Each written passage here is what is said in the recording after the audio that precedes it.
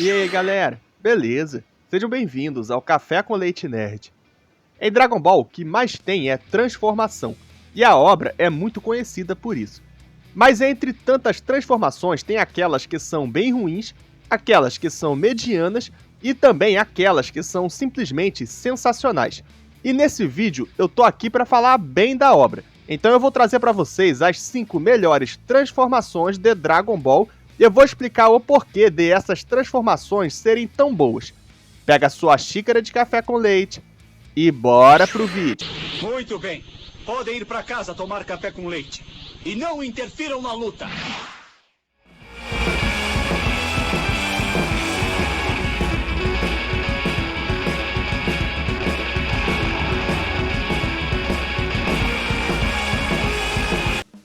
Antes de falar das transformações em si, eu preciso dizer para vocês os meus parâmetros para definir o que é uma boa transformação, para não ficar muito só na minha opinião pessoal.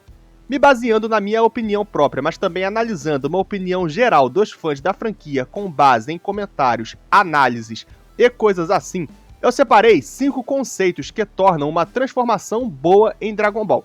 E normalmente, quando uma transformação tem esses 5 conceitos, ou a maior parte deles, é muito bem aceita pelos fãs sem muita reclamação. O primeiro conceito é uma boa preparação, ou seja, transformações que surgem do nada normalmente não são tão bem aceitas, já que a sensação que dá é que simplesmente foi jogado ali por um roteiro preguiçoso. Excelentes exemplos disso são Gohan Fera e Piccolo Laranja no filme Dragon Ball Super Super Hero, que surgiram praticamente do nada com muita pouca preparação na história. A segunda coisa que a transformação boa tem que ter é um bom conceito, ou seja, não pode ser só transformou porque sim. Tem que ter alguma lógica por trás dentro dos parâmetros da obra. Cito de novo como exemplo Gohan Fera e Piccolo Laranja, que não tem isso. As transformações existem e acontecem só porque sim. O terceiro é que a transformação tem que ter bons feitos na trama. Porque não adianta de nada ter uma transformação que só surge ali e não tem qualquer peso e importância. Um ótimo exemplo disso, que mesmo que não seja canônico, vale a pena citar, é a transformação do Ubi em Dragon Ball GT, quando ele se une ao Majin Buu. Galera, o Ubi se fundiu e se transformou só pra apanhar pro Baby, não serviu pra nada aquela bosta, nem contra o Baby e nem em qualquer outro momento da obra. E o quarto conceito é que a transformação tem que ter utilidade, o que é um pouco diferente do último ponto. A transformação do Ubi, apesar de não ter tido qualquer feito importante, tinha bastante utilidade, já que aumentou muito o poder dele. Um exemplo de transformação com pouca utilidade é o Super Saiyajin 3, pois ele até aumenta muito o poder, mas em troca deu uma quantidade absurda de energia que torna essa transformação muito complicada de se usar, e às vezes atrapalha mais do que ajuda.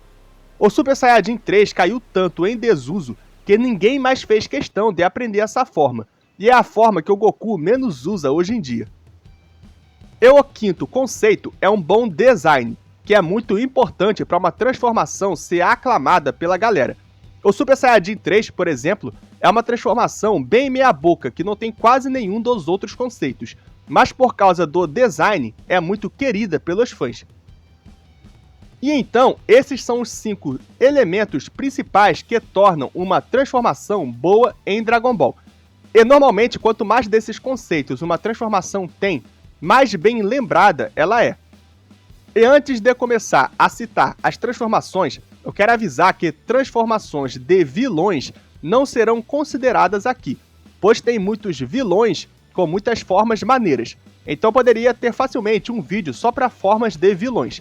Nesse vídeo vamos nos concentrar nos mocinhos, mas se vocês querem um vídeo contando as melhores transformações de vilões de Dragon Ball, comentem. Agora que eu expliquei tudo isso, bora pra lista. Menção honrosa, Super Saiyajin 4. Nessa lista eu vou listar só as transformações canônicas de Dragon Ball, já que se eu for considerar todos os spin-offs, seria muito difícil escolher só 5. Mas por outro lado, não tem como fazer uma lista de melhores transformações de Dragon Ball e não citar o Super Saiyajin 4, que eu acredito ser a transformação mais aclamada da franquia inteira. E o Super Saiyajin 4 tem basicamente todos os 5 elementos que eu citei, uns mais bem trabalhados que outros, mas há todos os 5 nela. Mas enfim, agora que eu tirei o gigante da sala, bora pra lista de verdade.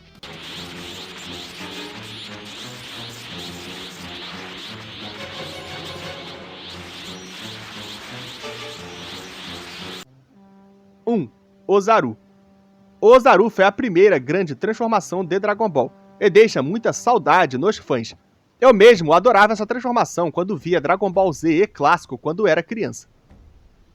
Ozaru teve uma boa preparação na trama, e isso desde o primeiro arco de Dragon Ball, com a cauda do Goku sendo alvo de mistérios o tempo todo na trama, até que finalmente o poder por trás da cauda foi descoberto no fim do arco Pilaf. O conceito da transformação também é bem legal, apesar de ter sido melhor explicado só na saga Saiyajin. O Ozaru também teve participações importantes na trama. Foi graças a essa transformação que o Goku salvou a si mesmo e seus amigos do Pilaf. Essa transformação, usada pelo Vegeta na Terra, ocasionou em uma luta bem legal. Foi graças a ela que o Vegeta foi derrotado. E fora que os Saiyajins usavam bastante esse poder no passado. Para quem é um fã mais novo que conheceu Dragon Ball na fase Super, pode não parecer, mas o Ozaru é muito importante para a mitologia de Dragon Ball como um todo. Apesar de hoje em dia ser considerada ultrapassada pelos guerreiros extremamente poderosos de Dragon Ball Z e Super, o Ozaru já foi extremamente útil, especialmente para os guerreiros Saiyajins padrão. E o poder Ozaru foi útil até pro Broly, que com a forma Ikari deu um baita trabalho pro Goku e o Vegeta. E sobre design, é difícil opinar, é um macaco gigante. Mas eu até que gosto, e quando eu era moleque, me dava um medo lascado quando via.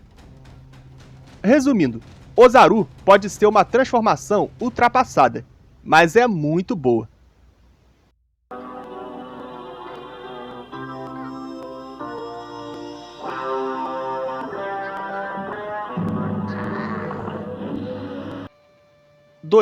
Super Saiyajin. Olha galera, eu me arrisco dizer que o Super Saiyajin é a transformação mais icônica da história dos animes e mangás. E não é pra menos, essa transformação é quase perfeita. A preparação do Super Saiyajin na trama foi muito bem feita, com essa transformação sendo várias vezes mencionada durante a saga de Freeza, com toda aquela mítica por trás e tudo mais, pra no fim, finalmente aparecer de uma forma muito icônica. O conceito do Super Saiyajin é sensacional, com toda aquela coisa do guerreiro lendário e tudo mais. É sobre como ele derrotaria o Freeza. Em Dragon Ball Super cagaram algumas coisas, mas na minha opinião, não conseguiram estragar. O Super Saiyajin também foi muito importante na trama de Dragon Ball, tanto na luta contra o Freeza, quanto para muitas coisas que vieram depois, e serviu como base para muitas transformações. Então, importância é o que não falta pro Super Saiyajin em Dragon Ball. O nível 1 do Super Saiyajin, obviamente, já não é mais tão fundamental assim hoje em dia, já que os parâmetros de poder mudaram, vieram outras transformações e etc. Mas até hoje o Super Saiyajin tem a sua importância porque serviu como base para muitas outras transformações, e de certa forma ainda é usado e útil para certos personagens. Como por exemplo o Trunks e o Goten, que derrotaram os androides do Dr. Redo usando essa transformação. E do design eu nem preciso falar, né galera? É icônico demais.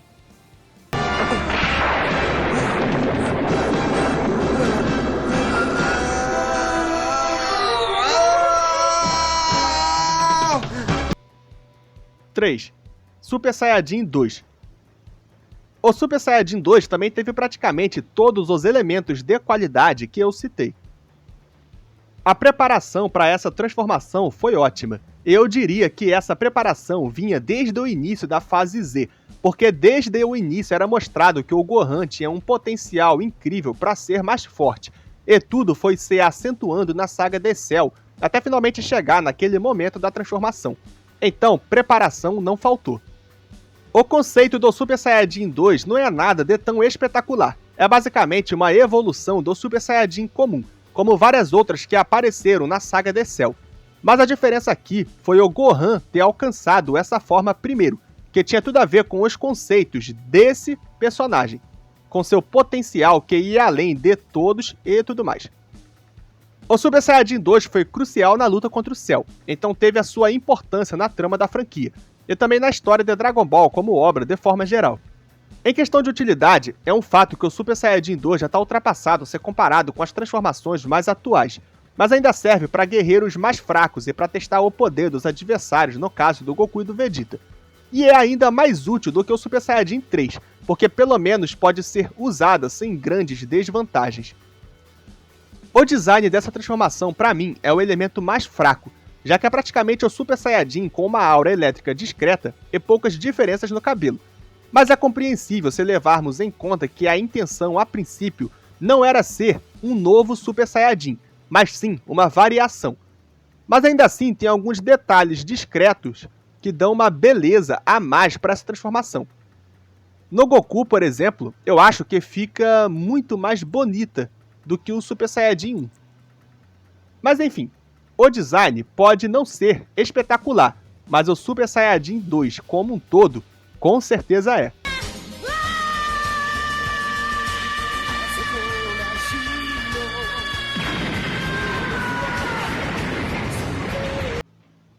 Quatro.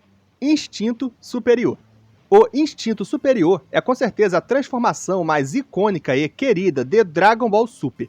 E eu diria que o Instinto Superior é para Dragon Ball Super o que o Super Saiyajin foi para Dragon Ball.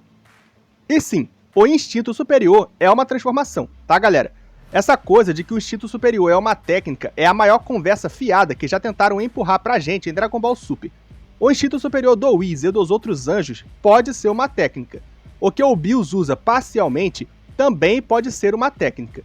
Mas o do Goku não. O do Goku é uma transformação e tem todos os conceitos que as outras transformações de Dragon Ball têm.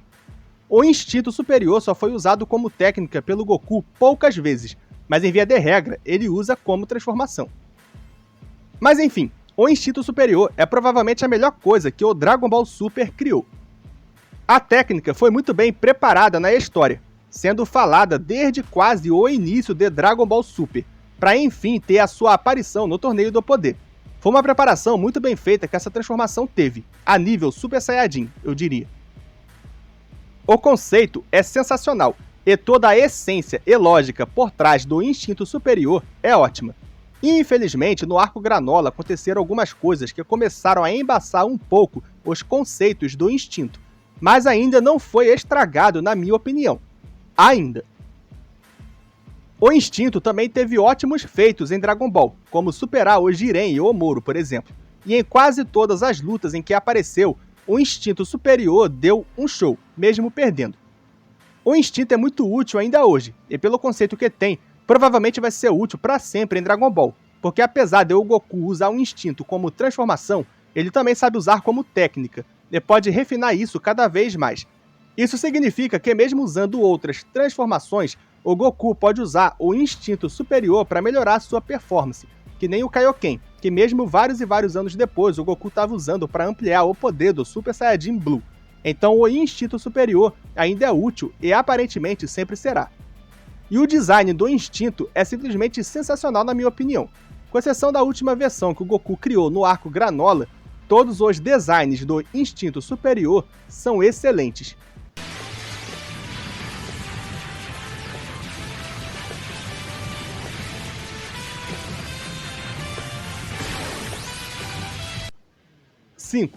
Ego Superior. E por fim, a última grande transformação do Vegeta. O Ego Superior teve uma preparação relativamente curta na obra, mas foi muito competente. No início do Arco Granola, vimos o Vegeta aprendendo a usar o Hakai, e ficamos ansiosos para ver uma transformação dele usando esse poder, já que tudo nos Saiyajins tem que acabar em transformação, né? Então foi um período relativamente curto de capítulos, mas deu para desenvolver um hype sobre o Ego Superior. Então foi algo bem desenvolvido mesmo que em pouco tempo. O conceito é simples, é só um Saiyajin usando o poder da destruição e reagindo a esse poder com uma transformação. Mas é um conceito bem funcional e legal, então o Ego tem sim um bom conceito, apesar de simples. Infelizmente, eu não posso dizer que o ego superior teve bons feitos, já que até agora foi só derrota.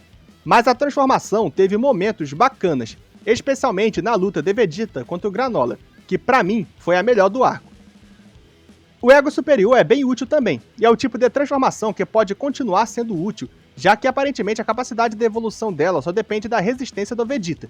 Então quanto mais o Vegeta treinar e ficar resistente, mais ele vai poder evoluir com essa transformação. É sobre o design, eu confesso que não gosto muito, mas isso é questão de gosto pessoal, tem gente que odeia e tem gente que adora. Mas algo que eu elogio no design dessa transformação é que pelo menos eles fizeram algo de diferente ao invés de só mudar a cor do cabelo. A cor do cabelo mudou, mas pelo menos teve outras características próprias também. Então, apesar de não ser o meu design favorito, eu respeito muito o fato de que eles pelo menos fizeram algo relativamente novo e diferente. E essa foi a minha lista das 5 melhores transformações de Dragon Ball, considerando só as canônicas e dos mocinhos. E tem outras transformações legais, galera, mas eu tive que escolher aqui me baseando nesses conceitos que eu citei e também um pouco no meu gosto pessoal. Mas eu queria saber se vocês concordam com as coisas que eu falei aqui e me digam nos comentários a lista de vocês. Muito obrigado por quem ficou até aqui. Espero que tenham gostado do vídeo e até a próxima, galera!